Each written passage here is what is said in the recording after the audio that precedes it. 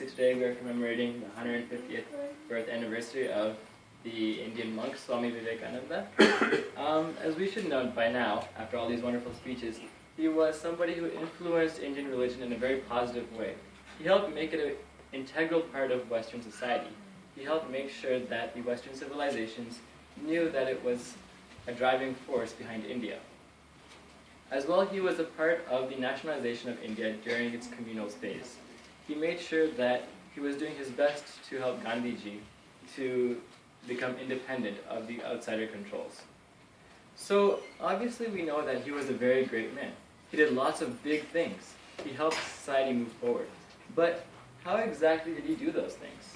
Isn't there some part of each of us that can maybe aspire to become like him? Well, to figure this out, we should go all the way back to his childhood. I mean, isn't that where we find out that our grassroots, isn't that where we have our foundations? So, well, Swami Vivekananda was born into a good family. They were very well off. His father was a lawyer for the Calcutta court, and his mother was a very religious, devoted woman. So, his father, well, obviously as working as a lawyer, you have to do lots of case analysis. There's a lot of thinking involved. You have to come up with arguments very quickly, and they have to be concise. Also, when the other lawyer makes a rebuttal, you have to be very quick on your feet and think of something good to say back. So, from his father, Swami Vivekananda learned a lot about logical thinking. He was able to look at certain situations critically, analyze them, and think about them in a different perspective. He was able to come to solutions quickly as well. Okay, well, what about his mother? Well, from her, Swami learned a lot about religion. He became ingrained with the scriptures of Hinduism, and his mother would read to him from the Ramayana and the Mahabharata. From this, he learned lots of different things. And soon he progressed. He became fascinated with those scriptures, and he started reading more and more. After this, we now have a child who has, one, a very good logic circumstance, and two, he loves to read, and three, he has a very good religious background. But there's children like these everywhere, right? It's not that special. So what sets him apart? What makes him what he is? That would be meditation. From a very early age, Swami Vivekananda, whenever he would go to sleep, he would visualize a white ball right in front of his forehead. And then as he was falling asleep, it would go bigger and bigger, start changing colors, and then burst, shattering him with light. And then this was the beginning of his meditation. When he would recount this to his friends, they knew nothing of what he was really talking about. Nobody really thought about that. But this was actually very similar to a Western style of meditating. What they would do is set up a candle and then stare intently at the flame in a pitch-dark room. So that was all-consuming.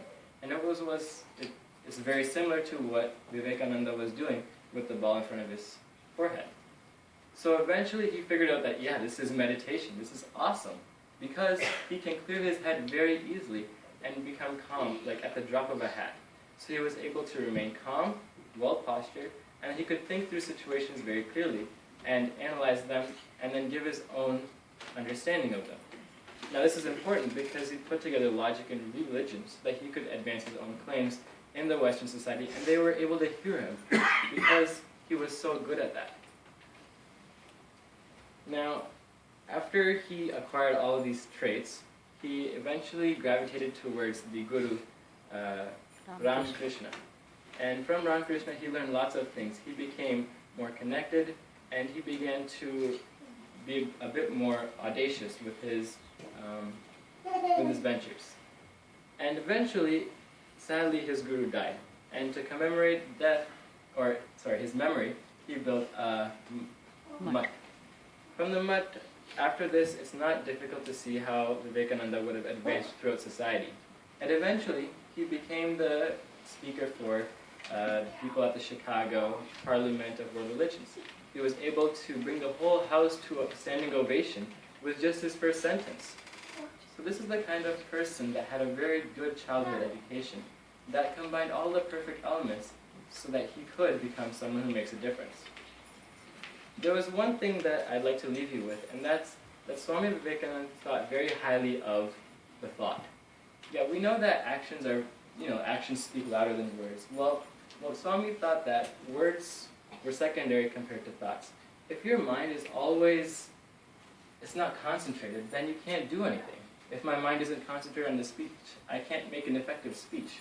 But there's one focus I have right now. That's to make a positive speech about Swami. So, if you always think positive thoughts, then you'll do positive things. And if you do positive things, it'll be better for everybody else and yourself. If you think negative things, if you're pessimistic, if you're not thinking clearly, then that's not good for anybody, including yourself. And we should all try to emulate that, and emulate Vivekananda.